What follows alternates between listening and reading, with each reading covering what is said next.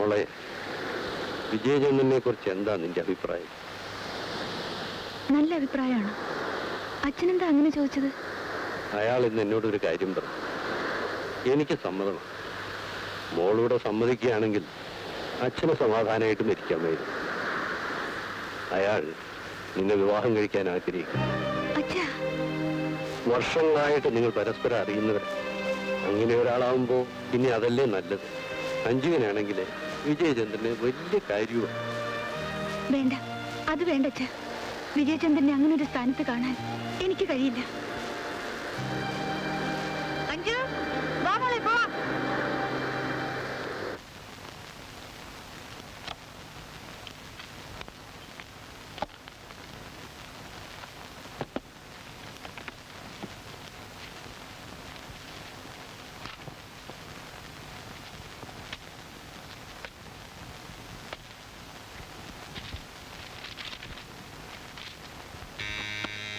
Yes, come in.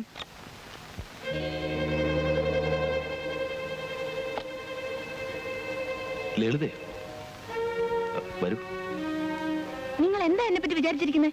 കുറെ ജാടയൊക്കെ കാണിച്ച് എന്നെ അങ്ങ് പേടിപ്പിച്ചു കളയാവുന്നോ? അന്ന് പോലീസിനെ കണ്ട് ഭയന്നപ്പോഴേ താൻ ആരാണെന്ന് എനിക്ക് മനസ്സിലായി. ഒരു കള്ളി പൊളിഞ്ഞപ്പോ വേറൊരു വേഷം, വിവാഹാലോചന. നോ, വിവാഹാലോചനയുടെ കാര്യം മാത്രം വേഷമല്ല, വേലയല്ല, ജാടയല്ല. I am serious.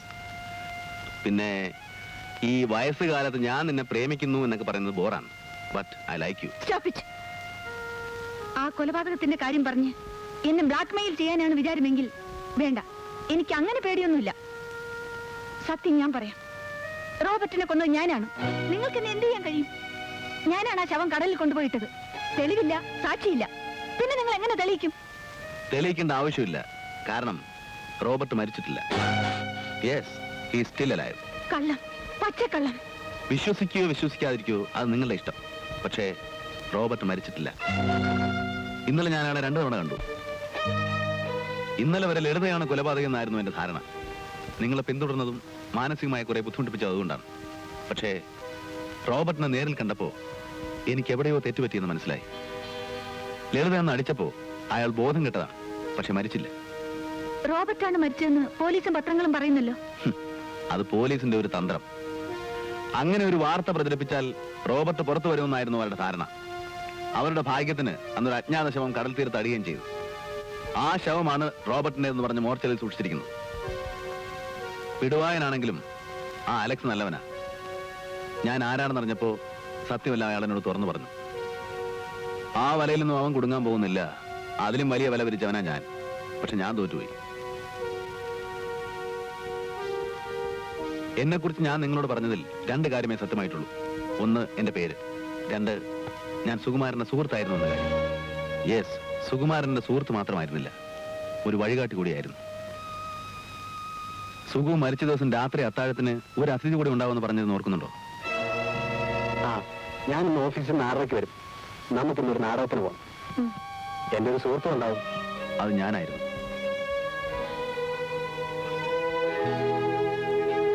ലളിതയ്ക്കറിയാമോ, നമ്മുടെ 2 പേരുടെയും ഏറ്റവും വലിയ ശത്രു ഇന്ന് റോബർട്ടാണ്. നിങ്ങൾ റോബർട്ടും തമ്മിൽ എന്താണ് ബന്ധം? ഒരു ബന്ധവുമില്ല. 2 വ്യത്യസ്ത ധ്രുവങ്ങൾ. അവൻ കള്ളക്കടത്തുകാരൻ, ഞാൻ പോലീസ് ഉദ്യോഗസ്ഥൻ. ധീരതയ്ക്കുള്ള നാഷണൽ അവാർഡ് 2 തവണ വാങ്ങിയ IPS ഓഫീസറാണ് ഞാൻ. But no use. രാഷ്ട്രീയ സ്വാധീനമുള്ള ഒരു കള്ളക്കടത്തുകാരനെ ഒന്ന് തൊട്ടപ്പോഴേക്കും ആദ്യം സസ്പെൻഷൻ, പിന്നെ ഡിസ്മിസൽ. പക്ഷേ അവനെ ഞാൻ വെറുതെ വിടാൻ പോകുന്നില്ല. ആദ്യം ഞാൻ അവനെ അറസ്റ്റ് ചെയ്തത് കർത്തവ്യബോധം കൊണ്ടായിരുന്നു. പക്ഷേ ഇന്നെനിക്ക് പ്രതികാര ചിന്തയേ ഉള്ളൂ. എന്റെയും നിങ്ങളുടെയും ജീവിതം നശിപ്പിച്ച അവനാണ്. ഒരു തരത്തിൽ പറഞ്ഞാൽ എനിക്ക് വിധിച്ചിരുന്ന മരണം സുകുമാരൻ ഏറ്റുവാങ്ങുകയായിരുന്നു. May I come in sir? ഇതാരാ? വാടാ. കൊടുകൈ. എന്തിന്? കൊടുറോ കൈ. Well done. ലേഖനം വായിച്ചല്ലേ? തകർത്തിട്ടുണ്ട്. തന്റെ ഗഡ്സ് ഞാൻ സമ്മതിച്ചിരിക്കുന്നു.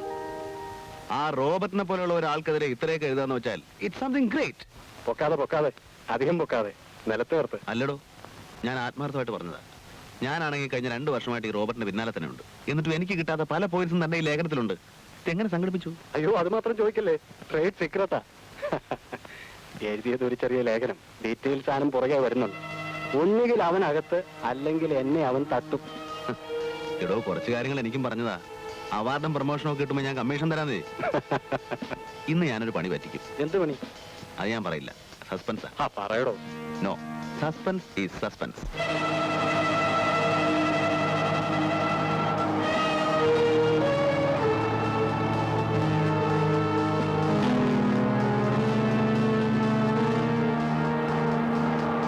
നാഷണൽ അവാർഡും പ്രൊമോഷനും ഒക്കെ സ്വപ്നം കണ്ടുകൊണ്ടിരിക്കുകയാവും.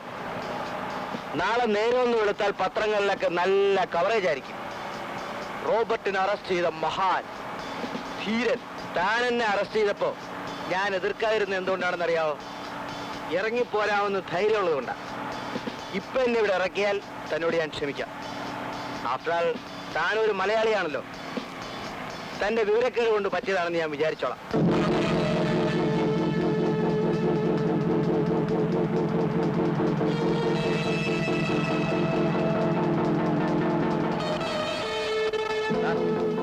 അങ്ങോട്ട് നോക്കിയേ. ആ വണ്ടിയിൽ വരുന്നവരെല്ലാം എന്റെ ആൾക്കാരാ. ഞാൻ ഒരു സിഗ്നൽ കൊടുത്താൽ മതി, എനിക്ക് രക്ഷപ്പെടാം. താനും തന്റെ വണ്ടിയും ഇതിലുള്ള ആൾക്കാരും ഒരു പൊടി പോലും കാണില്ല. പക്ഷേ ഞാനത് ചെയ്യുന്നില്ല. എന്തുകൊണ്ടാണെന്നറിയാവോ? അതാണ് മലയാളിക്ക് മലയാളിയോടുള്ള സ്നേഹം. നിർത്തണം. ഇത് സർക്കാരിന്റെ വക പോലീസ് വണ്ടിയാണ്, നിന്റെ തന്തയുടെ വകയല്ല. നീ സിഗ്നൽ കൊടുക്കുന്നതിന് മുമ്പ് എനിക്ക് വേണമെങ്കിൽ നിന്റെ കഥ കഴിക്കാം. ഞാനത് ചെയ്യുന്നില്ല. എന്തുകൊണ്ടാണെന്ന് അറിയാമോ? അറിയാമോ?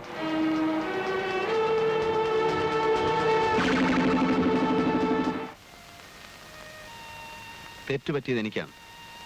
സ്റ്റേഷനിൽ ഞങ്ങളെ കാത്തു നിന്ന് ആരൊക്കെയാണെന്ന് അറിയാമോ?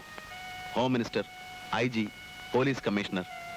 എന്നെ അഭിനന്ദിക്കാനല്ല, റോബർട്ടിനെ സ്വീകരിക്കാൻ, ആശ്വസിപ്പിക്കാൻ, ക്ഷമ ചോദിക്കാൻ. അവനവിടെ രാജകീയ സ്വീകരണം, എനിക്ക് സസ്പെൻഷൻ. നല്ലവനും പൗരപ്രമുഖനുമായ റോബർട്ടിനെ അന്യായമായി അറസ്റ്റ് ചെയ്ത് പീഡിപ്പിച്ചു. അതായിരുന്നു എന്റെ പേരിലുള്ള ചാർജ്. അന്ന് ആദ്യമായിട്ട് എനിക്ക് മനസ്സിലായി ഞാനൊരു ഫൂളാണെന്ന്. ഫൂൾ എന്ന് പറഞ്ഞാൽ ശരിയാവില്ല. മലയാളത്തിന് അതിനൊരു കറക്റ്റ് പേരുണ്ട്, പമ്പര വിഡ്ഢി. അതാണ് താൻ. റോബർട്ടിനെ പോലെ ഒരാളെ അങ്ങനെ ചാടിക്കേറി അറസ്റ്റ് ചെയ്ത് ശരിയായില്ല. റോബർട്ട് കള്ളക്കടത്ത് രാജാവാണെന്ന് എനിക്കറിയാം, നിനക്കറിയാം, നാട്ടുകാർക്ക് മുഴുവനും അറിയാം. പക്ഷെ തെളിവുകളില്ല. കുറെ ധാരണകളും ഊഹാപോഹങ്ങളും കേട്ടുകേൾവിയും അത്രയേ ഉള്ളൂ. ഒരു ലേഖനം എഴുതാൻ അത്രയും ഡീറ്റെയിൽസും കുറച്ച് അങ്കുറ്റം ഉണ്ടായാൽ മാത്രം മതി. ഒരു കുറ്റവാളിയെ അറസ്റ്റ് ചെയ്യാനും അയാൾക്ക് ശിക്ഷ വാങ്ങിച്ചു കൊടുക്കാനും മതിയായ തെളിവുകൾ എന്റെ പക്കലുണ്ട്. താൻ പറയുന്ന പോലെ ഊഹാഭോഹങ്ങളല്ല. മാസങ്ങളായി ഞാൻ ഊണും ഉറക്കവും മുളച്ച് സമ്പാദിച്ച തെളിവുകൾ. അതങ്ങനെ ആ കേസൊന്ന് പ്രൊസീഡ് ചെയ്യാൻ ആരെങ്കിലും അനുവദിക്കണ്ടേ? മുകളിലുള്ളവന്മാർ മുഴുവൻ അവന്റെ കീശയിലല്ലേ? അങ്ങനെ അങ്ങ് തോറ്റു പിന്മാറുന്നവനല്ല ഞാൻ. തെളിവുകൾ പോരെങ്കിൽ ഇനിയും ഞാനത് ഉണ്ടാക്കും. താൻ കണ്ടോ, ഒരാഴ്ചക്കുള്ളിൽ ഞാൻ അവൻ അകത്താക്കും. പോലീസ് സ്റ്റേഷനിലല്ല, നേരിട്ട് കോടതിയിൽ ഹാജരാക്കും. ഗുഡ്, അതാണ് വേണ്ടത്. Best of luck. അതുവരെ താനും കൂടെ എന്റെ ഒപ്പം ഉണ്ടാവണം. ഷുവർ.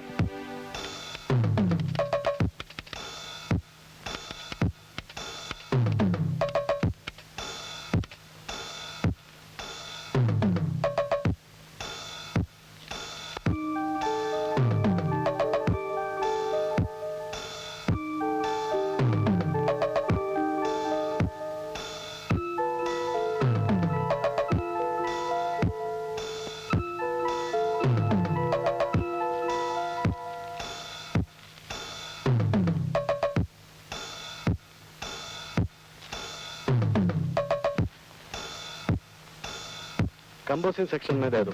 जी साहब।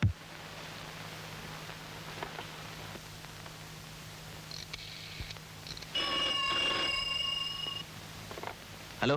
ഇവിടെ പോലീസേ, തനിക്ക് എന്താണോ അവിടെ പണി? അത് കൊള്ളാം. ഇനിയല്ലേ പണി മുഴുവൻ കിടക്കുന്നേ. എപ്പോഴാ ഇങ്ങോട്ട് വരുന്നേ? ഇന്ന് വേണ്ടടോ. നമുക്കിന്നൊരു നാടകത്തിന് പോവാം. നാടകോ? ആ, ഞാൻ ഇറങ്ങുവാ. നേരെ വീട്ടിൽ ചെന്നൊന്ന് കുളിച്ച് ഫ്രഷായി ലളിതയും കൂട്ടി ഞാനങ്ങ് വന്നേക്കാം. താൻ റെഡിയായിരുന്നോണം. ആ ശരി. ആ, പിന്നെ ഒരു കാര്യം, രാത്രി ശാപ്പാട് എന്റെ വീട്ടിൽ. ശ്രീമതിയെ പരിചയപ്പെടുത്തി തരാം. പക്ഷെ ഒരു കണ്ടീഷൻ, നമ്മുടെ ഈ ഇടപാടുകളൊന്നും അവൾ അറിയരുത്. ആളൊരു പേടിത്തൊണ്ടിയാ. ആ, നീ വേണ്ട റെഡിയാ. ആ ശരി, okay.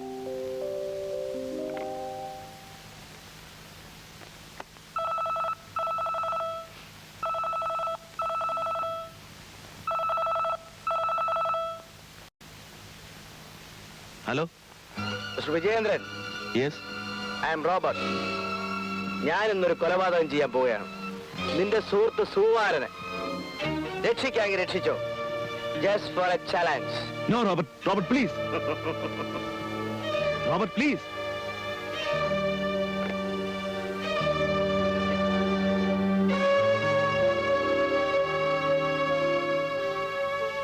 Hello, get me Sumaran, please.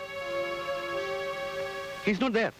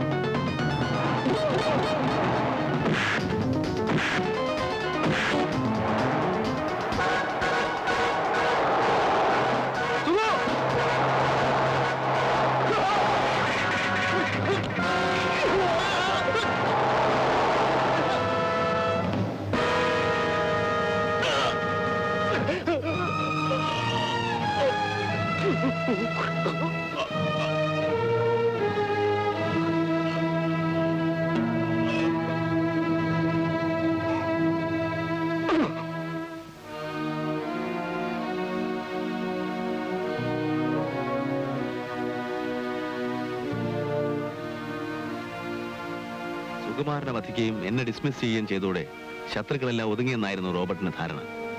പക്ഷേ അവന്റെ അധപ്പതനം അന്ന് തന്നെ തുടങ്ങിയെന്ന കാര്യം വളരെ വൈകിയാണ് അവൻ അറിഞ്ഞത്. അധികാരം കയ്യില്ലാതെ അവനോടൊരു തുറന്ന സമരത്തിന് ഒരുങ്ങുന്നത് വിഡ്ഢിത്തമാണെന്ന് എനിക്കറിയാമായിരുന്നു. ഒളിഞ്ഞും മറഞ്ഞും അവനോടുള്ള രഹസ്യ സമരം ഞാൻ തുടർന്നു. അവന്റെ പ്രധാന അസിസ്റ്റന്റായിരുന്ന ജഗദീഷിനെ ഞാൻ കയ്യിലെടുത്തു. പ്രലോഭനങ്ങൾ കൊടുത്ത് പ്രോത്സാഹിപ്പിച്ചു. ഫലം ഞാൻ ഉദ്ദേശിച്ചു തന്നെയായിരുന്നു. സംഘം രണ്ടായി പിളർന്നു. പരസ്പരം കടിച്ചു കയറുന്ന രണ്ട് സംഘങ്ങൾ. റോബർട്ട് പിന്നെ വളർന്നില്ല. എങ്കിലും അവന്റെ രാഷ്ട്രീയ സ്വാധീനം കൊണ്ട് പിടിച്ചു നിന്നു. അവനെ സഹായിച്ചിരുന്ന ആഭ്യന്തരമന്ത്രി 6 മാസം മുമ്പ് മന്ത്രിസഭയിൽ നിന്ന് പുറത്തായതോടെ റോബർട്ട് പിന്നെ നിൽക്കക്കളിയില്ലാതായി. സർക്കാർ അവന്റെ തലയ്ക്ക് 2 ലക്ഷം രൂപ വരെ വില പറഞ്ഞു.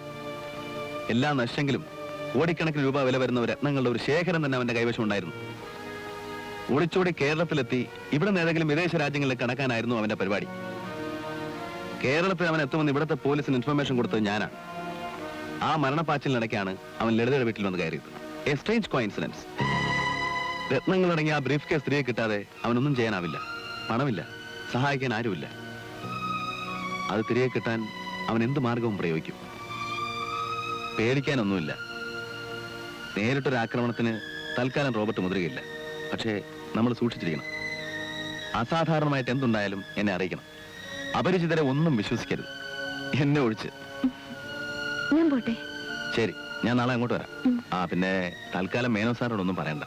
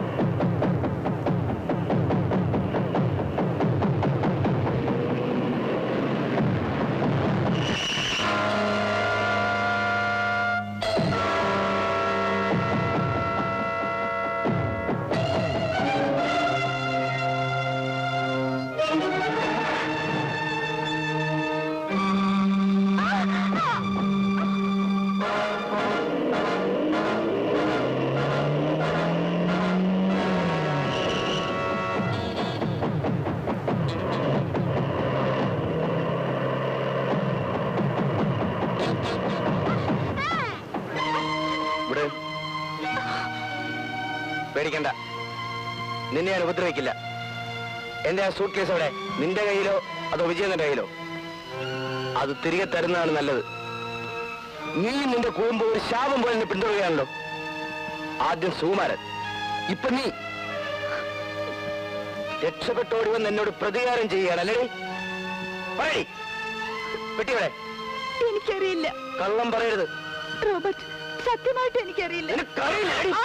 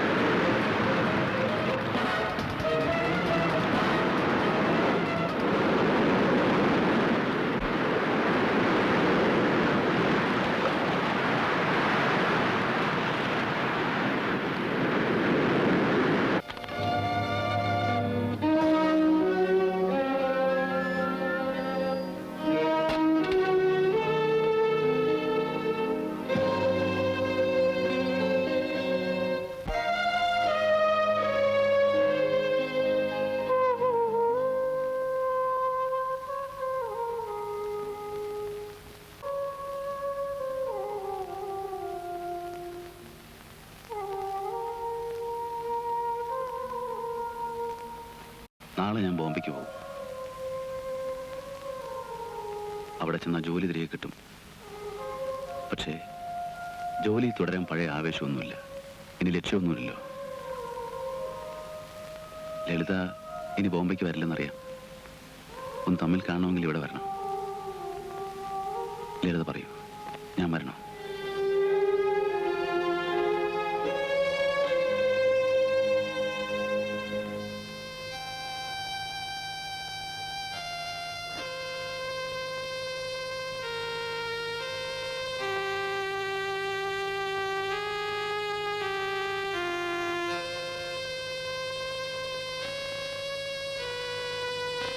പോട്ടെ.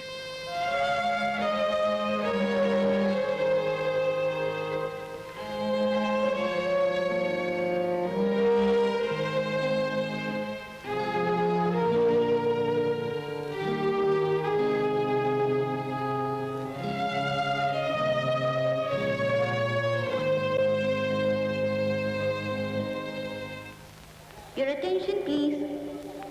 All the passengers proceeding to Bombay are requested for security check immediately. Congratulations mister Vijayachandran. Thank you sir. Thank you very much. See mister Alex. See next time.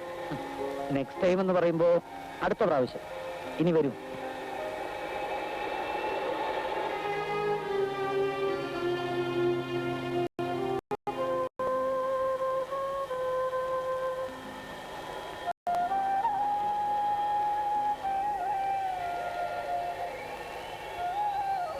Uncle പോട്ടെ മോളെ. അങ്കിളിന് തിരിച്ചു വരുമോ? വരില്ലേ അങ്കിൾ?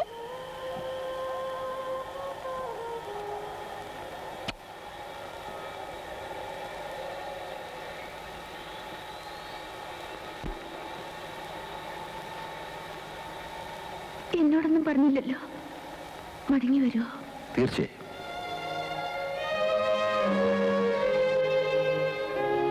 നിനക്ക് വേണ്ടി നിന്നെ കാണാൻ ഞാൻ വരും.